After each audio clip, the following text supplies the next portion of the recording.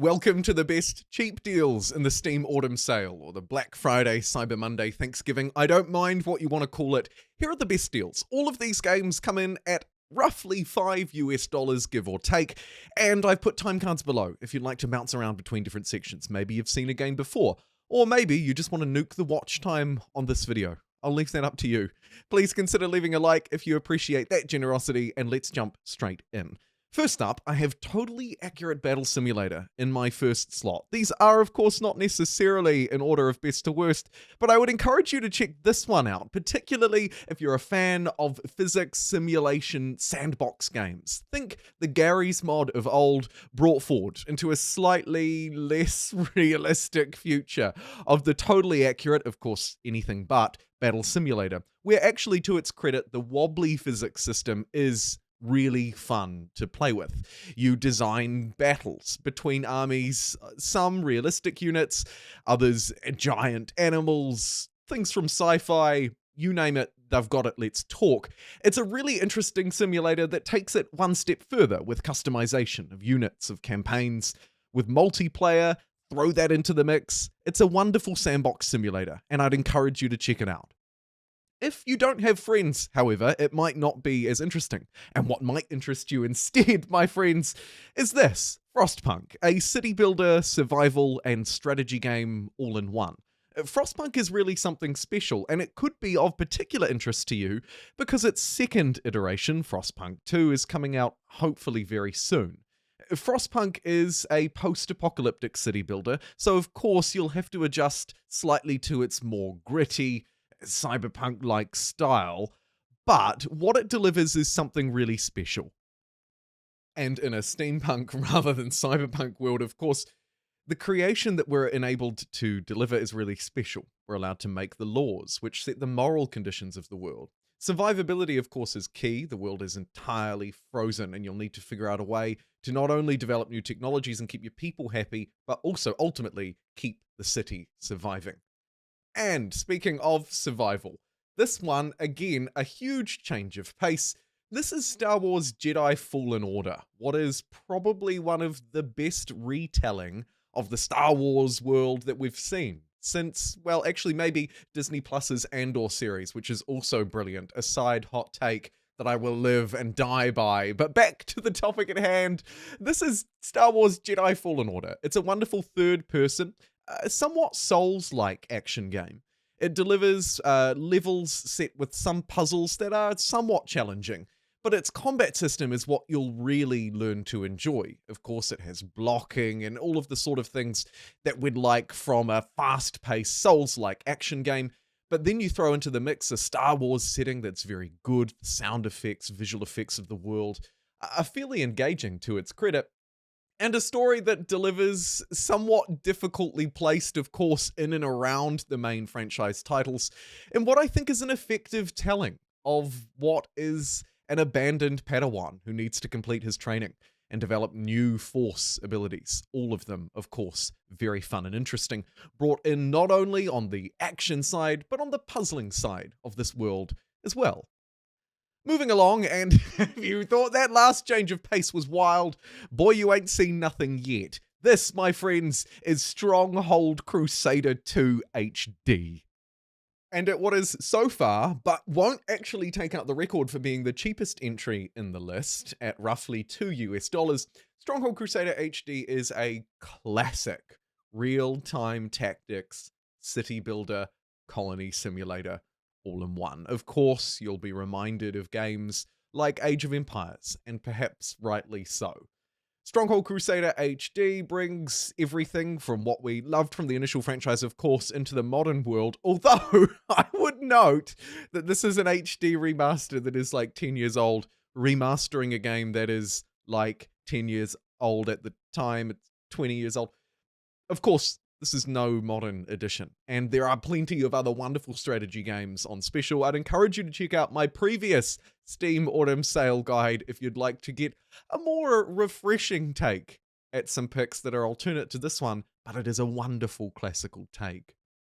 Speaking of classical takes, if you haven't already got this game in your Steam library, you should. This is Left 4 Dead 2. Of course, it comes from Valve.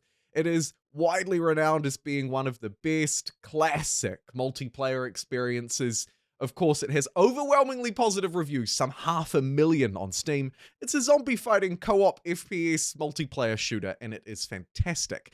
And if it's a little gory for your liking, goodness gracious, you might be more interested in Portal 2. Portal 2, again, from Valve. Oh my god, there's a theme here, everybody.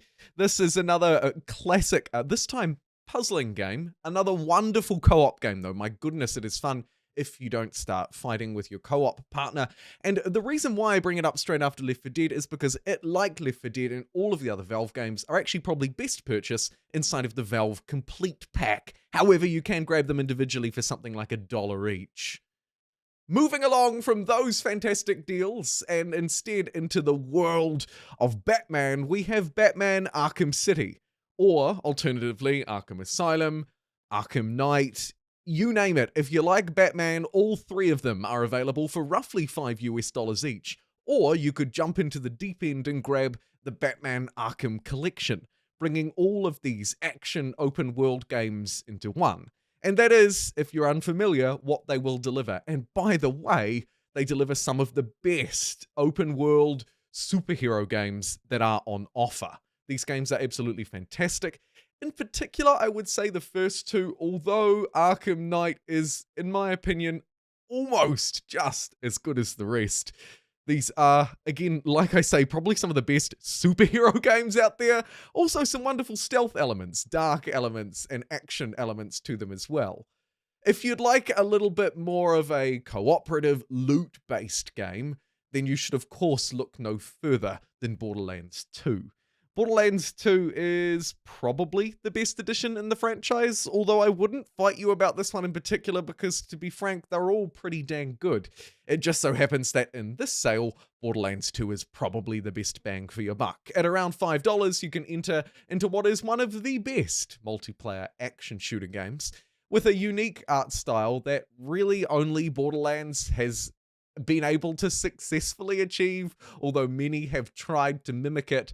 And of course, you can find other similar games that kind of repeat what Borderlands does, but yet none of them quite manage to do it as well as Borderlands. Its progression, loot-based system, almost unparalleled. At least, of course, like I say, inside of its very unique world. I'd encourage you to check out Borderlands 2 as a single-player adventure as well. It's not just multiplayer, important to note, although it is perhaps best enjoyed with friends. Alternatively, you could look to something more tactical, turn-based and strategic, particularly if you're a long-term fan of this channel. I'd recommend Xcom 2 to you. It may or may not be the best addition inside of its franchise, but at 90% off, coming in at around $6 or $7, you won't regret picking up Xcom 2. It's a fantastic turn-based strategy game where you actually do start to build a little bit of a relationship with your characters who will live and die inside of its mission-based world. When you pull out of it, of course, you can equip them with gear, unlock technologies, and progress through XCOM 2's story in your quest to obviously fight off the alien invasion. And there's sort of strange and unusual technologies that they'll bring into the individual tactical style missions. It's wonderful in that respect because you get the in-game tactics and turn-based methodologies like you're seeing here on screen, and then you zoom out to a more overall interface. A wonderful take. And if zooming out or building cities is more within your arbitrage and you're not playing City Skylines, you might like to take a look at Prison Architect. Of course, it delivers a top-down, more 2D approach to the franchise. Coming from Paradox Interactive, though, you'll know that it'll have a lot of DLC to follow on, and it does. However, as an entry point at around $6, you can't go wrong with just picking up the base game. It's a sandbox simulation game where, of course, in a 2D world, you design a prison. The prisoners can be problematic depending on your security level and how you'd like to run or command the prison. It's had a load of updates since its initial release, and I go back to it time and time again, roughly every 6 to 8 months, and every time I have an absolute blast designing a prison in all sorts of unique ways. Prison Architect for me is a must-have, an easy recommendation, particularly at the price. Next up on my list, something, again, a little classic perhaps for some viewers' tastes. This is Mount & Blade Warband, the first iteration. Now, Mountain Blade 2 is in early access, or it's released. I'm not sure. It's been a lengthy early access, but it is out there. Also, I believe, coming to console, much like this one has already. This is the classic, and it is a wonderful blend of open world RPG with a strategy game. It's a fantastic one. You'll have to try it out to experience it. What you probably don't have to try out to experience is this, Terraria. Terraria, of course, first popularized around the time that Minecraft was becoming a big thing. Terraria's separate selling point among many, as you can see, is that it delivered it in a 2D world.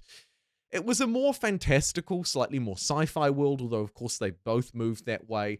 Terraria had a lot more depth to it though, where its graphical interface left us at a somewhat plain 2D setting. It really took off in its intricate gear and looting, world building. You can see some of the crazy things that it introduces in its later game and alternative modes.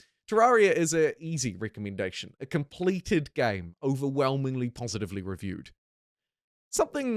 A slight change of pace that you will have to enjoy with friends. This is Ultimate Chicken Horse. Ultimate Chicken Horse, for me, could very well be my favorite, at least ranking in my top 3 for party games. It's wonderful. You get thrown into what is a 2D platforming world. Not too dissimilar from Terraria, but that's where the similarities end. It's a round-by-round based system where at the start of each round, every player gets to put down a trap, or alternatively, maybe not a hazard. You could place down something to not screw your friends over, if you felt generous. You play through each round, and of course you're rewarded if you make it to the end, destroy enemies or frenemies. It's a great game that you can easily sit down with and have a little bit of fun or a lot of fun. 5 minutes or an hour, it's up to you. It's a fantastic little game. The difficulty is, of course, set by the players as you go as well, so you can play around people who are perhaps better or worse than you are. It's great fun and an easy recommendation at 50% off. Check it out. And finally, a couple of quick recommendations. If you didn't see my first video on my overall recommendations for the Steam sale, you might want to check out Civilization 6. It's 90% off. And if you like it as a base game, it's got a lot more content to deliver, as you can see on screen. And if you're a regular viewer of my channel and you like Victoria 3, its classic game, like many other Paradox titles, of course, is 75% off. So you could also pop back for a blast past and check that out too. Thanks for watching!